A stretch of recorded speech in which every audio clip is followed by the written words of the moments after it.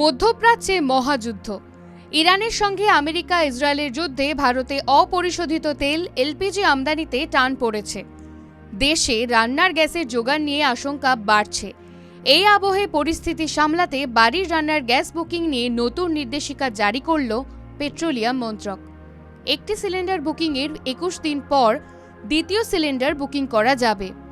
Indian ও LPG গ্যাসের ডিস্ট্রিবিউশনের পশ্চিমবঙ্গের মুখপাত্র বিজন বিশ্বাস বললেন, কেন্দ্রীয় সরকারের তরফে এই নির্দেশ দেওয়া হয়েছে।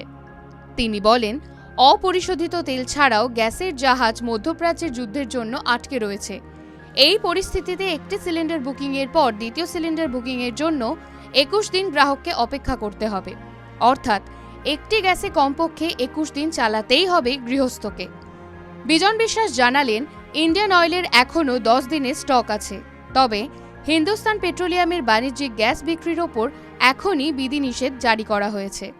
গত 7 দিন ধরে ইরানের সঙ্গে আমেরিকা ইসরায়েলের যুদ্ধে উত্তপ্ত মধ্যপ্রাচ্য। হরমুজ প্রণালীতে সার দিয়ে দাঁড়িয়ে রয়েছে ভারতীয় তেলের জাহাজ। এই পরিস্থিতিতে রাশিয়া থেকে 30 দিন তেল কেনার কথা জানিয়েছে আমেরিকা। এর ফলে পেট্রোল ডিজেলের সমস্যা আপাতত মিটবে, তবে রান্নার গ্যাসের ঘাটতি দেখা দিতে পারে। এই আবহেই পেট্রোলিয়াম মন্ত্রক জানিয়ে দিল, দুটি গ্যাস সিলিন্ডার বুকিংয়ের মাঝে অন্তত 21 দিন অন্তর থাকতে হবে। প্রশ্ন উঠছে, মধ্যপ্রাচ্যে যুদ্ধ পরিস্থিতি যদি আরও বৃহৎ আকার নেয়, তখন ভারতে গ্যাস সরবরাহ কিভাবে হবে? সেক্ষেত্রে কী পদক্ষেপ করবে ভারত?